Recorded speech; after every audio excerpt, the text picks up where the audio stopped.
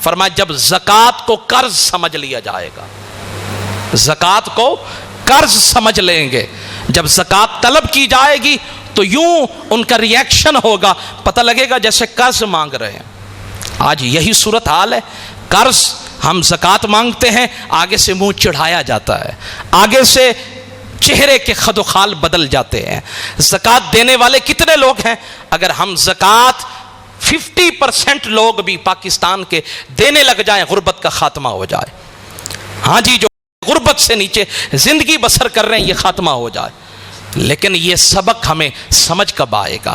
زکات امت کا کھویا ہوا وقار واپس لوٹا سکتی ہے، غربت کی دلدل سے ہمیں یہ زکات ادا کرنا نکال سکتا ہے۔ اگر زکات دینے والے بن جائیں، جو لوگ بھوکے سوتے ہیں، جو لوگ بے گھر ہیں، جو لوگ ہاتھ پھیلانے پر مجبور ہیں، خیرات مانگنے پر مجبور ہیں، کشکول اٹھانے پر مجبور ہیں، فقر اور غربت کی دلدل میں پھنسے ہوئے ہیں، اور انہوں نے کبھی اپنے بچوں کا منہ نہیں دیکھا، چہرہ نہیں دیکھا ہے، اگر اس ساری امت کو ان مشکلات سے نکالنا چاہتے ہیں تو میرے مصطفیٰ نے ایک نظام دیا، وہ زکات کا نظام ہے، وہ زکات کا نظام ہے۔ اگر اس نظام زکات کو نافذ کر دیا جائے، نیچے سے لے کر اوپر تک والوں کے اوپر نافذ کر دیا جائے، تو پھر ہمیں یہ ٹول پلازا، باقی جتنے ٹیکس ہیں، دینے کی ضرورت ہی نہیں پڑے گی۔ اسلام کے اندر ٹیکس کا تصور نہیں ہے، اسلام کے اندر تصور ہے عشر کا، اسلام کے اندر تصور ہے زکات کا۔ اسلام کہتا ہے ٹیکس نہ دو مجھے،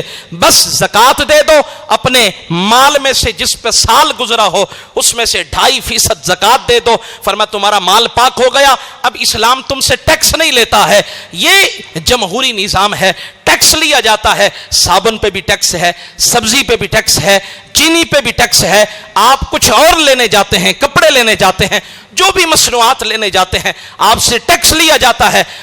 ہمارے ذہنوں میں یہ بات بٹھا دی گئی۔ اسلام تو بڑا تنگ نظری کا درس دیتا ہے۔ میں نے کہا کعبہ کے رب کی قسم، حضرت عمر بن عبدالعزیز خلیفہ بنے، جب آپ حاکم بنے 4 صوبوں سے زکات واپس آ گئی، 4 صوبوں سے زکات واپس آ گئی، لینے والا کوئی نہیں تھا۔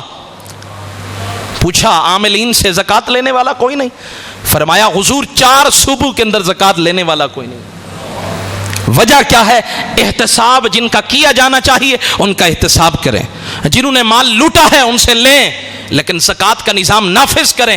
میں ہوں اگر زکات دینے کا اہل ہوں تو مجھے زکات دینی چاہیے۔ آپ نیچے بیٹھے ہیں، آپ کو زکات اگر آپ نے دینی ہے تو آپ زکات دیں۔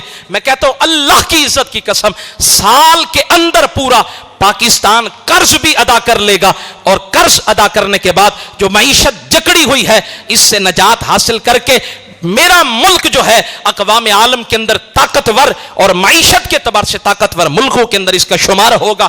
بس ایک اسلام کے ایک خوبصورت قانون پہ عمل کر لیں، نیچے سے اوپر تک زکات دینے والے بن جائیں، پھر دیکھیں غربت بھاگتی ہوئی نظر آئے گی۔